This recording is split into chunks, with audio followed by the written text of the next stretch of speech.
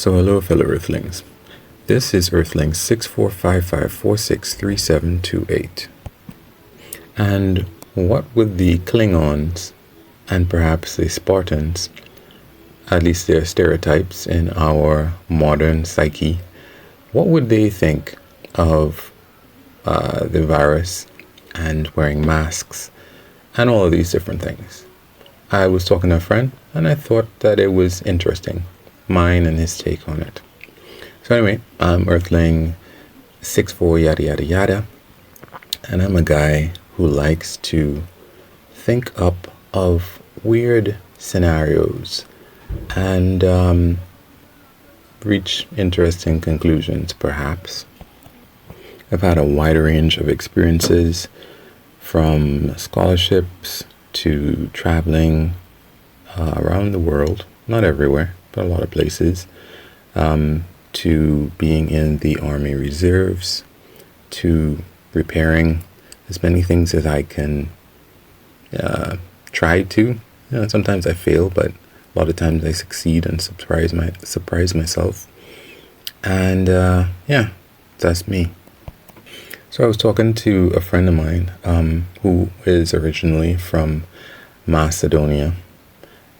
I guess it's called North Macedonia now because of a dispute with Greece. And they want to enter the EU. So they've given a little bit to reduce that controversy.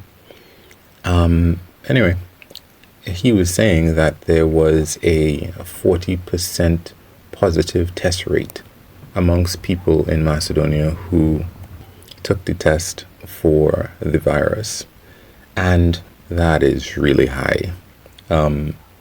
It's not the highest in the US.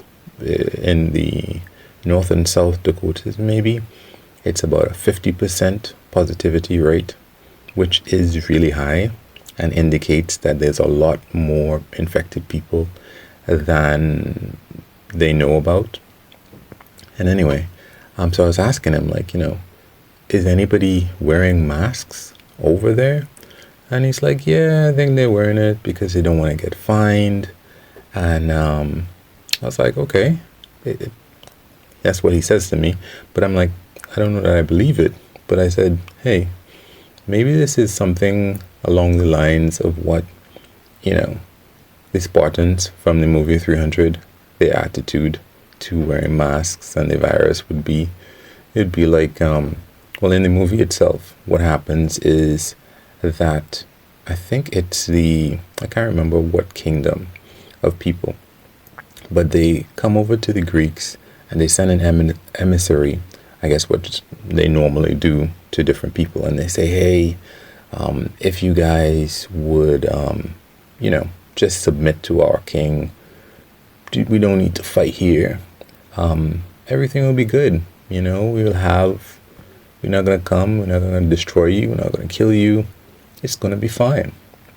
So they have the guy standing up in front of this pit, as most people would know, and the guy says his bit, and then after he says his bit, I guess it's the king of Sparta, basically goes through this whole thing where he's like, nah, I don't think we're going to do it because this is Sparta. And he kicks the guy in slow motion into this pit, this horrible pit where they kick people who are going to die this horrible death or whatever.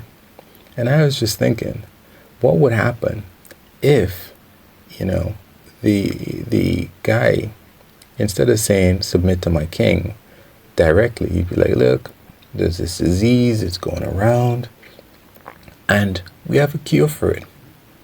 And all you have to do is submit to my king, and he will give you the antidote for the disease. They say antidote. They're not thinking vaccines back in those days. Or they're thinking of you drink this and you'll be fine, right? There's no injection or anything. So if you submit to my king will give all your people vaccines and you'll be fine. They won't die. Now he's talking to a guy who, the Spartans, the stereotype in the movie, and I think it's somewhat close to the truth, they check their babies at birth to see if this baby is really going to survive. And if the baby doesn't check all the boxes, they have a cliff or something where they go and toss these babies over the cliff to die at the bottom of the cliff. Of course, some people don't want their babies killed, so maybe they'll hide them and take care of them. And that's what I guess the deformed guy in the 300 movie is about. You know, his parents maybe took care of him or something. In reality, in the movie, maybe he figured out a way to live. I don't remember. But here's a guy come, hey, we'll give you a vaccine. Everything will be fine. And then the guy's like, vaccines, yeah, for the weak. Who cares about vaccines? You know why? Because this is Sparta. Poof. And he kicks the guy with his vaccines. And, you know, syringes are flying all over the place. And poof, just a big burst of all of these syringes or vials with antidotes for the disease just spreading into the air in slow motion as the guy gets knocked backwards and then falls into the pit of despair. And as for the masks, I think the Spartans would be like, yeah, we're not wearing any masks are for the weak. And I think like the Klingons would probably have a very similar attitude to the masks and the disease as well. They would probably be thinking that, you know, I'm thinking of Worf from Next Generation, Star Trek Next Generation, and Worf would say that our god Talus, he picks the strong from among the weak, and they die. The weak who succumb to this disease, they dishonor our god Talus. I feel like that is crazy, because that's what Worf would think. Because, you know, like Klingons, young Klingons have to battle each other with all of these different deadly weapons that you could probably end up killing yourself with if you're not careful. So that's what, you know, anybody with a mask, people would be walking down the street just ripping off masks from people's faces. You know, you dishonor yourself. You wearing a mask, you dishonor Talus, you dishonor this other person, you dishonor all of the gods. I was like, that would be so ass funny if Worf was just going around the Enterprise and ripping masks off of people's face because they dishonor themselves and Talus and all of this other stuff. That would be super hilarious. But it is not too far from the truth, I suppose, in terms of people's attitudes. I remember watching this video of someone who went to a town in Russia, I believe it was, that was called Asbestos, I think. And the person was all decked out in all of this stuff all over their body. And they're wearing, like, you know, a gas mask and the whole nine. And they meet Russians from the town who are just walking around close to where they mine the stuff. And nothing. No face mask, nothing. And the people that they meet, they're like, you know what? It's really the fear. Fear is what causes this stuff.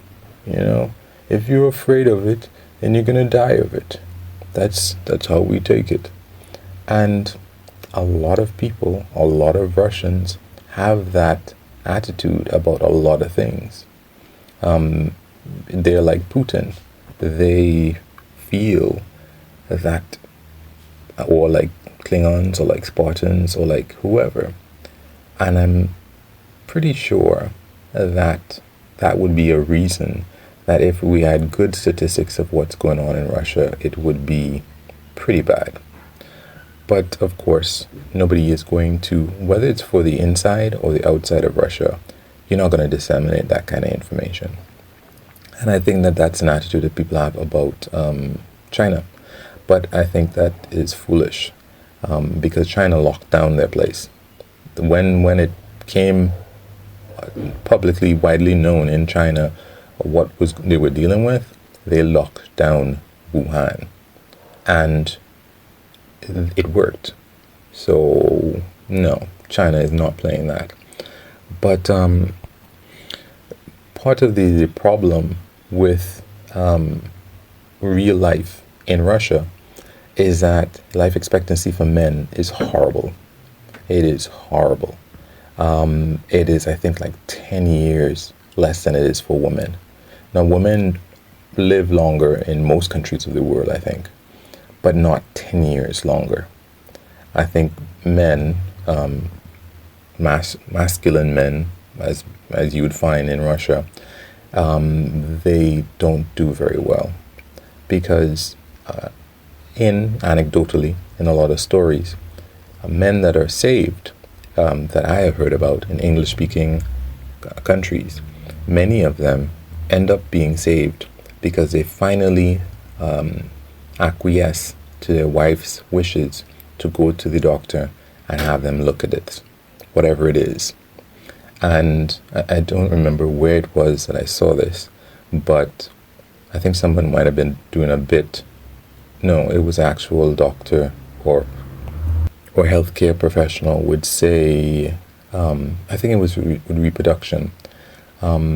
Basically, a man and woman would come in, and the man would say, "I don't know why she brought me here," and the woman would explain why they were there, and then the man would say, "Well, yeah, I do have this thing, but I still don't know what she's talking about." And the doctor would say that normally the woman would stay in to make sure that the man goes through with whatever it is. But there are a lot of stories where the man might just explain, even if his wife's not there and he's talking, "This is the reason why I found this cancer, because my wife had me come in. This is the reason why I found, I was diabetic, or this or that or the other." So if Russian men and Spartan men and Klingon men, well, Klingon wives are not going to tell their wife. Stereotypically, Spartan and Klingon women are not going to tell their husbands to go in. They're just going to have them die. And I guess maybe that's Russian women too. Maybe they just either don't have enough standing in the man's eyes to listen to the woman when she suggests and nags him to finally go to the doctor, or that might be it. Or it is that, she just agrees like a Klingon woman would, or a Spartan woman would, at least portrayed by the Queen of Sparta. So it is kind of funny when there's nothing at stake to look back on these different scenarios to see how these make-believe groups might react to COVID and all of these different things. I think it's hilarious when I was telling my friend and play acting out how a Spartan might react, especially given that famous scene, and how a Klingon might react. I'm a Klingon, and Worf was just always hilarious. Anyway, that's me. That's my bit. Like, subscribe, dislike, comment, share, all these different things, especially if you'd like someone to be nice to you, if this were your piece. So, have a good one. Peace.